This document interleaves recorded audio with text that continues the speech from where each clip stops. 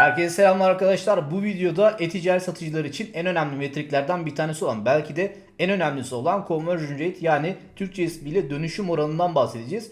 Türkiye'de sosyal medyada ve özellikle Türkiye'deki pazar yerlerinde gördüğüm pek çok satıcı bu metriğe yeteri kadar önem vermiyor arkadaşlar. Aslında önem vermiyordan daha ziyade takip etmiyor demek daha doğru olur. Ama takip etmemesinin de temelde sebebi bu metriğin aslında tam olarak ne işe yaradığını bilmemesinden kaynaklanıyor. Ya da bu metriğin işlerini geliştirmek açısından ne kadar faydalı olduğunu bilmemelerinden kaynaklandığını düşünüyorum. O yüzden bu videoda biraz daha conversion rate nedir, ne işe yarar, biz Amazon satıcıları olarak neden conversion rate'i sürekli takip etmeliyiz, nasıl takip edebiliriz veya o Amazon'daki ortalama conversion rate'ler nelerdir? Yani referans olarak neyi almamız gerekiyor? Kendi ürünlerimiz adına, kendi markamız adına bu conversion rate'i nasıl yükseltebiliriz? Biraz bunları konuşacağız. Umarım sizler için faydalı bir video olur. Şimdi videoya geçelim. Öncelikle conversion rate nedir? Bundan bahsedelim arkadaşlar. Conversion rate isminden de anlaşılacağı gibi dönüşüm oranı. Yani bir sitede satış yaparken, bu Amazon olabilir veya farklı bir platform olabilir. Hatta kendi web siteniz bile olabilir.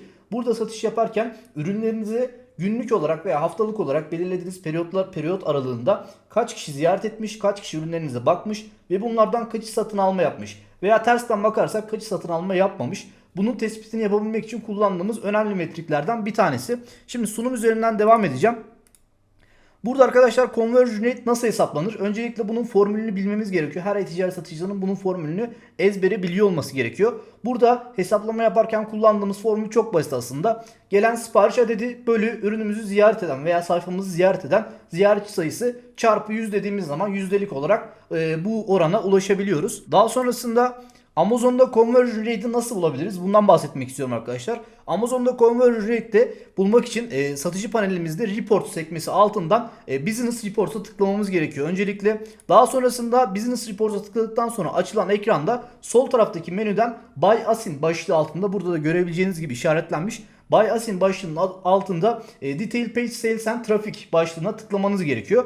Burada tıkladığınız zaman size seçmiş olduğunuz periyotta asinlerinizle alakalı, yani asin dediğimiz ürünün kod numarası, belki bilenler vardır, bilmeyenler vardır. Burada ürünlerinize dair bazı metrikler sunuluyor. İşte belirlenen periyotta ürünlerinizi kaç kişi ziyaret etmiş, kaç kişi sipariş vermiş, bunların detaylarını görebiliyorsunuz. Daha sonrasında arkadaşlar burada açılan ekranda bizim için en önemli metrik aslında Utilization Percentage. Amazon'da Amazon satıcı panelinde raporu kontrol ederken bize conversion rate'i gösteren metrik Utilization Percentage.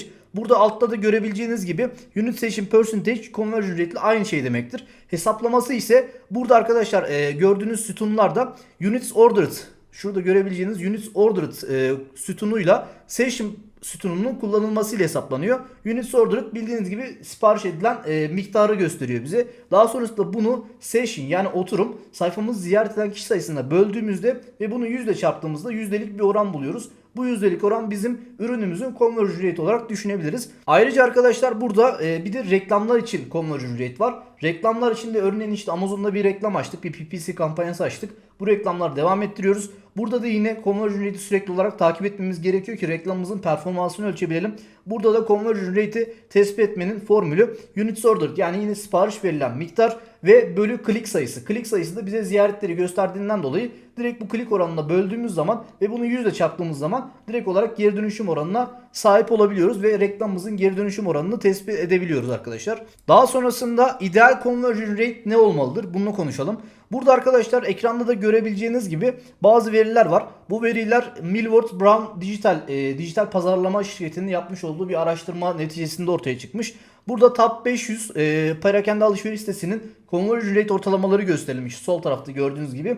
Bunlar %3,32 olarak. Yani aslında bu metriklerde direkt olarak neden Amazon'da satış yapmalıyız? Neden satış yapmak için aslında en temel odaklanmamız gereken yerin Amazon olduğuna dair bize de net bir gösterge olarak da kabul edebiliriz. Burada en çok satış yapılan, yani Amerika'da en çok satış yapan online parakende alışveriş sitelerinden 500 tanesinin, en yüksek 500 tanesinin ortalama conversion rate'leri %3,32 iken bu oran Amazon'da Prime müşteri olmayan, yani Prime olmayan müşterilerin ortalaması %10 ile 15 aralığında olarak tespit edilmiş. Amazon Prime müşterilerinin ortalaması ise %74'e kadar çıkmış arkadaşlar. Burada aslında Amazon'da bir satış yapan satıcının neden FBA satış yaparak Prime müşterilere özel ürünler geliştirmesi gerektiğine dair de çok önemli bir ipucu yer alıyor.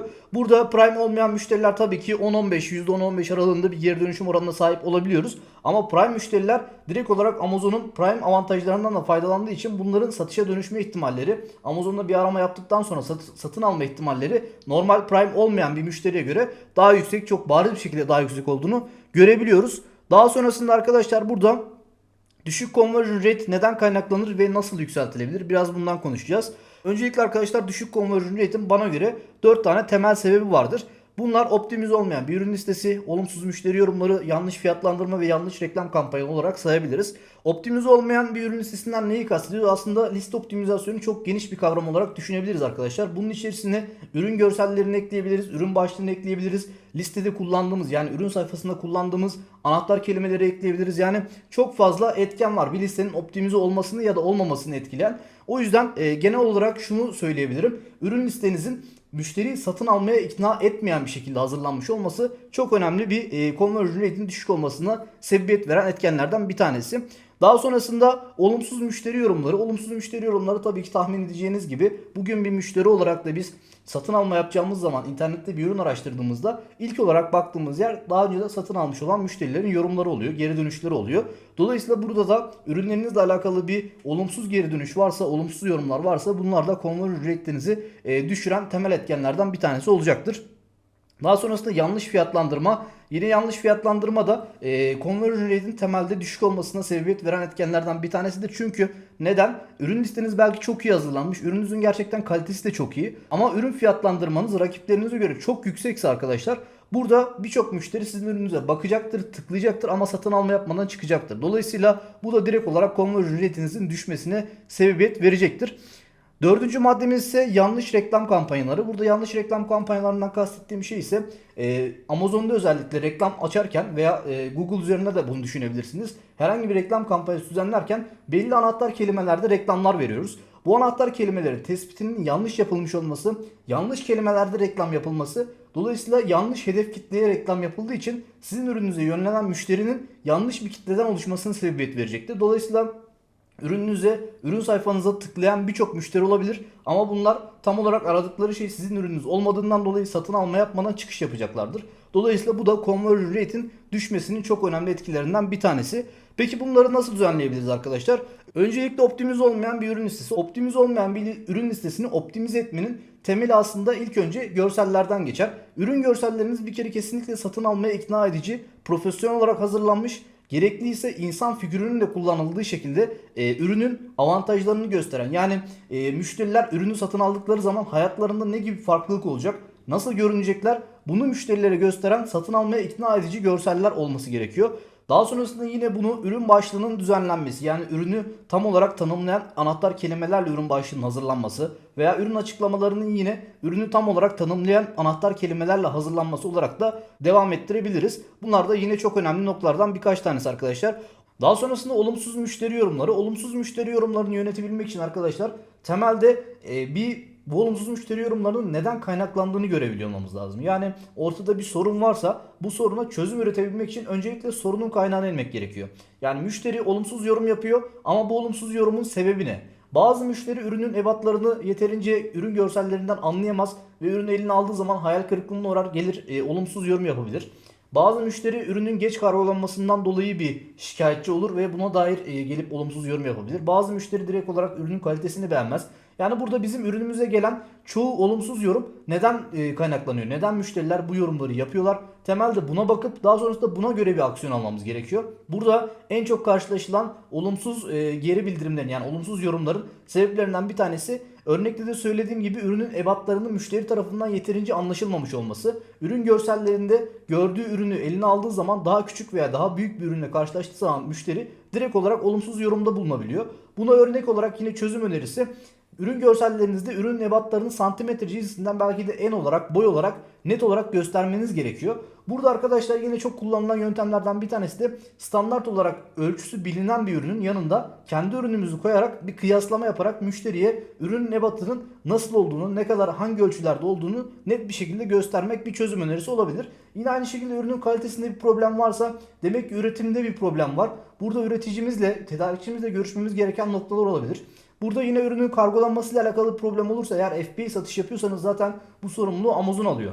Ama FBM satış yapıyorsanız demek ki kargolama sürelerinizi iyileştirilmesi gerektiğine dair de çıkarımlar edinebilirsiniz. Daha sonrasında yanlış fiyatlandırma. Yanlış fiyatlandırma da arkadaşlar yine çok önemli bir conversion rate'i düşüren etkilerden bir tanesidir. Bunu gidermek için de ortalama olarak tabii ki maliyetlerimiz çok önemli. Yani ürün fiyatlandırması yaparken maliyetleri göz önünde bulundurmak ilk olarak yapacağımız şey, ama daha sonrasında rakiplerimizin de fiyatlarını kontrol etmemiz çok önemli arkadaşlar. Bunlar zaman içerisinde düşebilir veya çıkabilir, ama ortalama fiyatları her zaman rakiplerimizin ortalama fiyatlarını sürekli olarak kontrol altında tutmamız, kontrol etmemiz ve kendi fiyatımızı da onlara göre 3 aşağı 5 yukarı aynı seviyelerde tutmamız conversion rate'imizin yükselmesine sebebiyet verecektir. Daha sonrasında yanlış reklam kampanyaları da yine çok önemli. Yanlış reklam kampanyalarından doğan bir conversion rate düşüşü yaşıyorsak burada da aslında yapacağımız çözüm çok belli. Ürünümüzle alakalı olmayan keywordleri, yani anahtar kelimeleri reklam setimizden çıkarmamız gerekiyor. Bunun yerine ürünümüzle daha çok alakalı olan conversion rate'i yükseltecek anahtar kelimeleri reklam setimize eklememiz gerekiyor. Burada arkadaşlar reklam setinin içerisinde de yine reklama performansını ölçerken hangi anahtar kelimeler daha yüksek performans göstermiş, hangi anahtar kelimeler daha az performans göstermiş, bunun da analizini yaparak raporlardan bunun da analizini çıkartarak ona göre de anahtar kelime optimizasyonu reklamların içerisinde yapabiliriz.